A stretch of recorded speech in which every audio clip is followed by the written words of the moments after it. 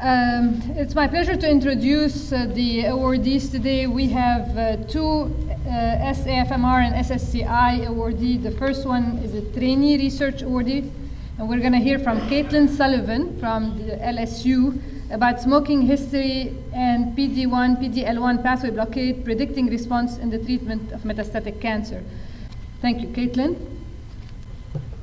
Hi, I'm Caitlin Sullivan, and I'm going to be presenting my research about smoking history and PD-1 blockade, predicting response to immunotherapy treatment.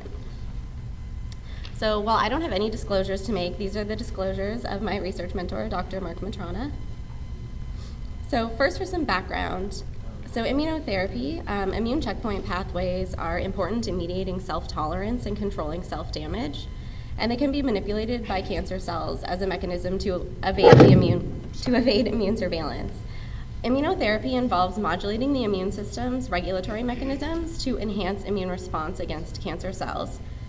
And targeted immunotherapies, the checkpoint inhibitors that I'll be discussing, were first approved in December of 2014, and they helped to issue in a new era of cancer treatments. There are 5 FDA-approved immunotherapy checkpoint inhibitors. The 2 that I'll be talking about, which are involved in my research, are the PD-1 inhibitors, nivolumab and pembrolizumab, and then there are also several PDL-1 inhibitors. So there are many approved cancer types for the PD-L1 and PD-1 inhibitors at this time, and those include melanoma, non-small cell lung cancer, bladder cancer, renal cell cancer, HCC, and they're being expanded to more cancer types. So the PD-1, PD-L1 pathway belongs to the immune checkpoint signaling pathways, which regulate T-cell mediated local inflammatory reactions and self-tolerance. PD-1 is a cell surface protein, and it belongs to the CD28 family and is expressed by activated T cells, with particularly high expression by tumor-infiltrating T lymphocytes. PD-1 is also expressed by non-T cells, which includes B cells, natural killer cells, and monocytes, which suggests that it might also modulate immunity in a T-cell independent manner as well. Overexpression of the PD-L1 in animal tumor models results in inhibition of T-cell mediated immune response via the PD-L1, PD-1 axis, and this indicates that blocking this axis has an important role in immunotherapy against cancers. Additionally, strong association between PD-1 and PD-L1 expression and poor prognosis have been reported in several tumor types, which includes lung and renal cell carcinomas. So the programmed death receptor PD-1 is a molecule that's expressed by activated T cells, as I mentioned before, and it induces downregulation of T cell activity and proliferation upon binding with programmed cell death receptor ligand. And toxicity with PD-1 blocking agents is less than toxicity with previous immunotherapies, and certainly less than with traditional chemotherapies. So cancer cells are able to upregulate this pathway in order to evade T cell detection, and by using the PD-1 and PD-L1 inhibitors, we're able to block this and get the immune system to be sensitized again and recognize what is a cancer cell versus what is a normal self cell. So predictive markers for treatment response with immunotherapy remain to be further elucidated.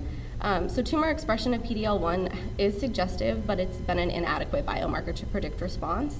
And tumor mutational burden, so how many somatic mutations the tumor cell has, have also been shown to be a predictive marker, but neither one of these have kind of fully explained who will respond and who won't respond. Okay, so first for my methods. So for my study, I did retrospective chart review of patients that had metastatic cancer who received more than 2 cycles of nivolumab or pembrolizumab, and the populations which were large enough to be included were those with renal cell carcinoma, non-small cell lung carcinoma, and melanoma.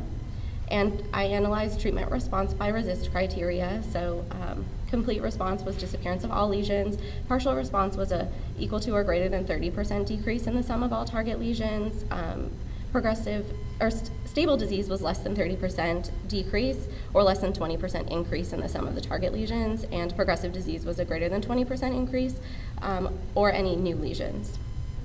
So for my patient demographics, I collected patient data from EPIC, and this was from the Ochsner system, and the age at treatment start date was calculated, And also smoking history was compiled, so heavy smokers were those that had equal to or more than 10 pack years of smoking history, and light and never smokers were those that had less than 10 pack year history.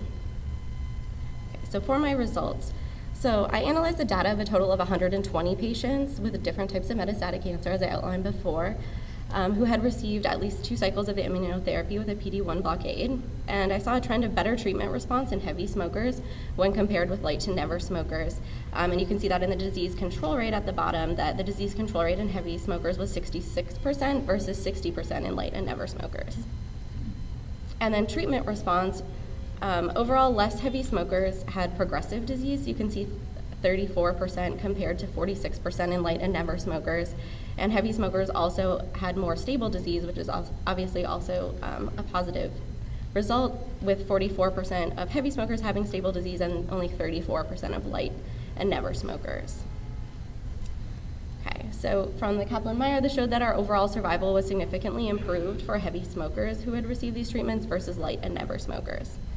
And then to look at the data broken down into the specific cancer types, it was a little bit more complicated. So for the non-small cell lung cancer patients, the disease control rate was actually slightly worse in heavy smokers compared to light and never smokers, but this was also skewed a little bit by the fact that obviously smoking is a risk factor for developing non-small cell lung cancer, and so a larger percentage of the patients that I had in this population were heavy smokers versus light and never smokers.